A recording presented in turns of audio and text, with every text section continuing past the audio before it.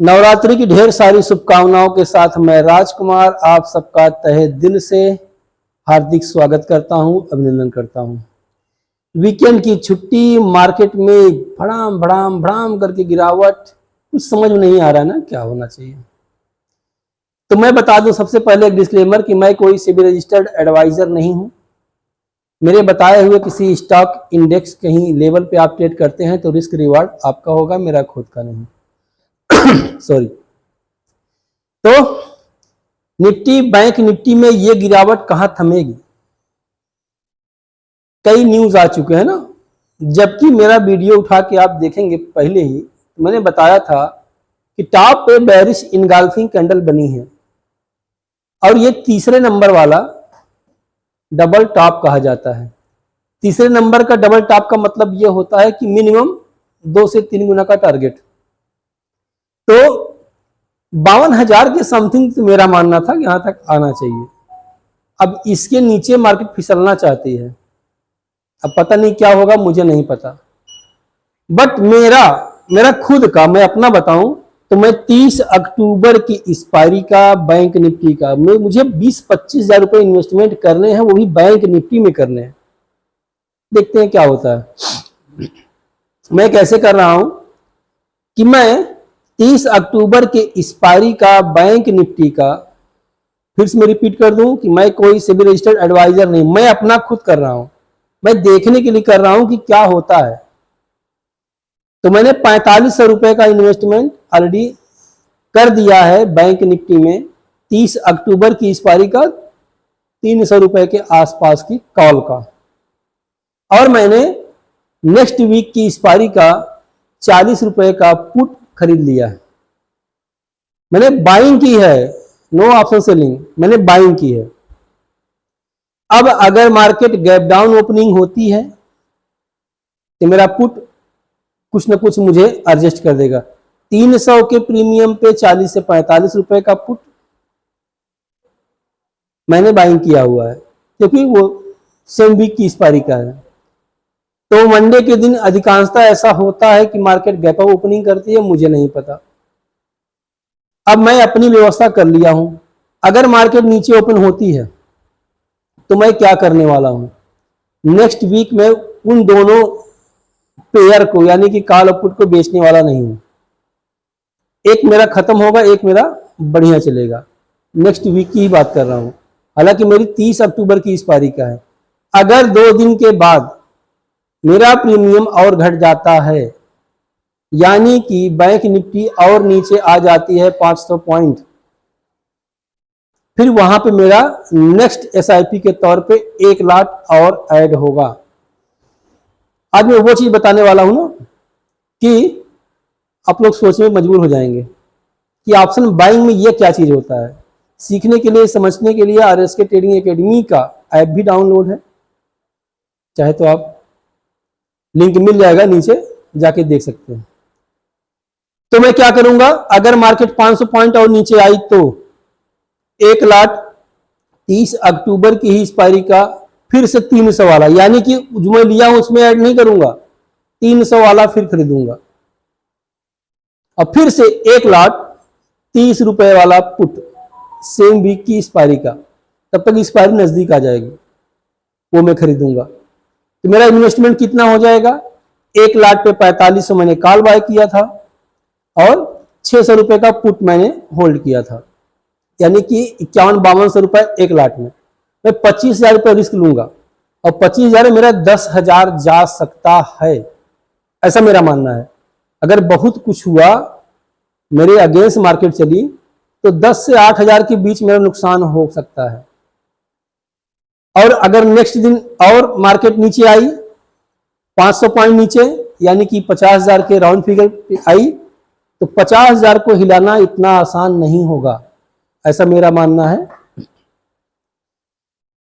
तो अगर उसके नीचे आती है तो फिर से मैं 1 लाख और ऐड करूंगा, तब मेरे 15,000 हो जाएंगे, माने 15 से 16,000 के बीच का इन्वेस्टमेंट हो जाएगा।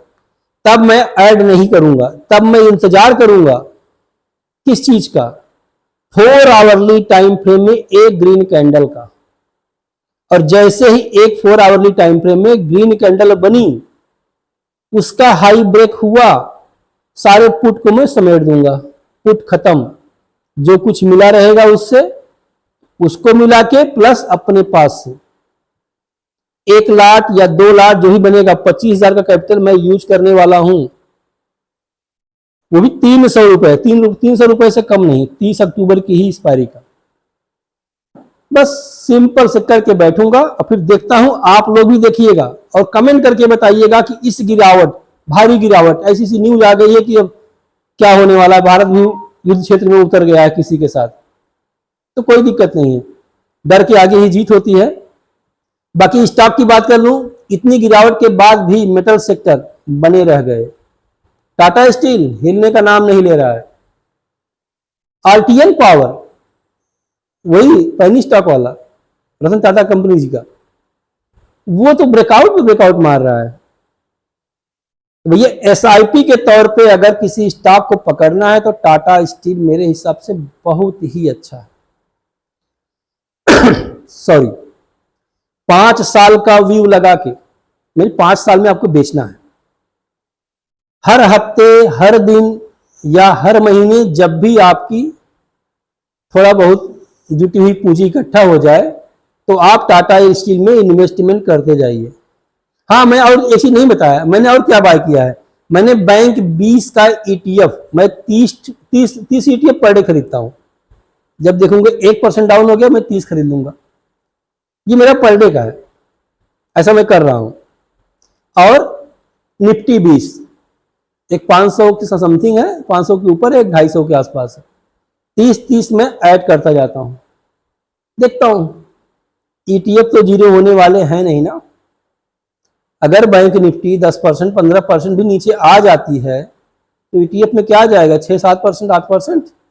और बैंक निफ्टी जैसे कवर करना शुरू करेगी ना, ये बहुत तेजी से कवर हो जाएगा। तो मेरा मानना है कि गिरावट में जब लोग डरते हैं ना, तो आपको सबसे पहले हिम्मत करनी होती है, क्योंकि जो हिम्मत करेगा रियल पैसा वही बनाएगा।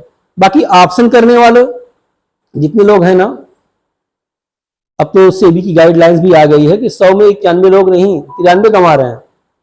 भाई गंवा रहे हैं, ठीक है, बिल्कुल सही है। ऑप्शन सेलर नहीं कमाता।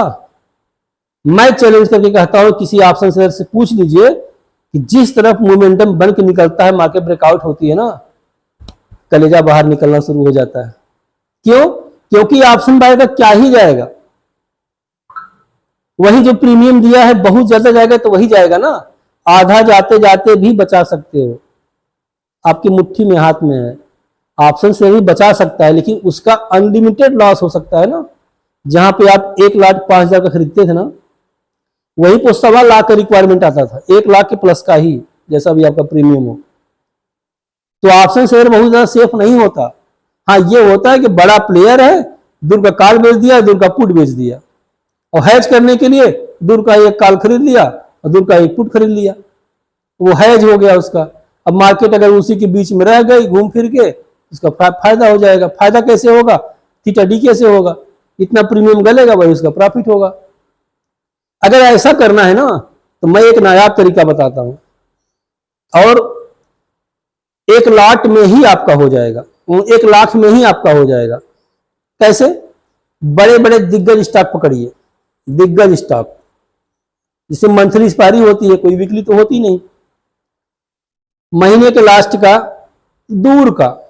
वो आप लोग देखे होंगे, चाहे मारुति को पकड़ लीजिए, काफी स्टॉक है, मैं किसके से नाम लूं, कि 100, 200, 300, 400 पॉइंट में महीनों गुजर जाते हैं इनके। तो उसके दूर का एक कॉल बेच दीजिए, मैंने 200-300 पॉइंट आगे का, और 200-300 पॉइंट नीचे का एक पुट बेच दीजिए, 1 लाख में हो जाएगा।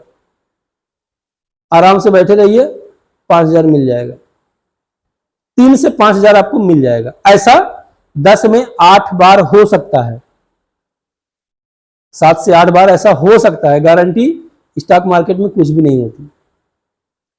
तो भैया जैसे पैसा बनाना हो वैसे पैसा बनाइए। ऑप्शन में आके ऑप्शन बाइंग करके पैसा बनाना है तो बगैर सीखे मत कीजिए।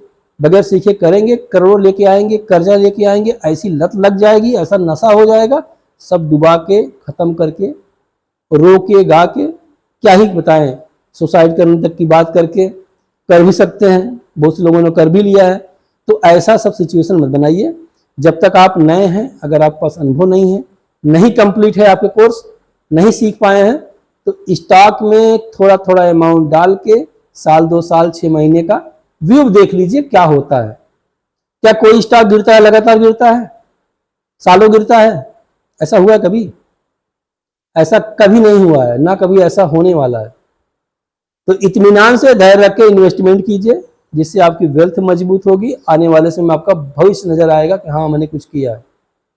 एक बार में कोई पैसा मत डालिए, मेरे पास 1 लाख है मैं डाल दूं ना। 10-10 हजार का टुकड़ा बना लीजिए, 5-5 हजार का टुकड़ा बना लीजिए। जब भी रेट बने, दुनिया सोचती है कि ऊपर जाए मेरा प्रॉफिट, तो आप ढूंढिए, नीचे आएगा तब मैं खरीदूंगा। जब तक 1-2% 3% नीचे नहीं आए मत खरीदिए। हर करेक्शन पे 5,000 10,000 डालते जाइए। 1 लाख को ही तोड़ के ऐसा इन्वेस्टमेंट कर दीजिए। क्या होता है SIP में? यही सब तो होता है ना। म्यूचुअल फंड वाले क्या करते हैं, एक बार पूरा पैसा आपको डाल देंगे? नहीं डालेंगे, उन्हें पता है कैसे मैनेज करना है। तो आज का वीडियो काफी लंबा होता जा रहा है। काफी दिन बाद मुलाकात हमारी आपकी हुई थी, तो हमने सोचा कुछ ज्ञान की बातें हो जाएं, कुछ दिल की बातें हो जाएं। वीकेंड का एंजॉय कीजिए। माँ दुर्गा इस नवरात्रि के पर्व में आप सबका बहुत ध्यान देंगी, आशीर्वाद देंगी कि आप लोग कसम खा लीजिए कि इस नवरात्रि से ऑप्शन छोड़ के इन्वेस्टमेंट में आ जाएंगे। ऑप्शन कीजिए, हम नहीं मना कर रहे हैं, लेकिन सीखने के बाद कीजिए। सीखने के बाद करेंगे तो आपका नुकसान कम होगा तब भी। स्टॉप लॉस तो लगने हैं तब भी। कुछ भी सीख लीजिए, कहीं से भी सीख लीजिए। कोई 100% बताने वाला हो, बताइए कि मैं चलूंगा फिर से एक बार सीखने के लिए। तो वीडियो पसंद आए तो लाइक शेयर सब्सक्राइब जरूर कीजिएगा, बेल आइकन को भी प्रेस कर लीजिएगा। मिलते हैं नेक्स्ट वीडियो में, तब तक के लिए जय हिंद, जय माता दी।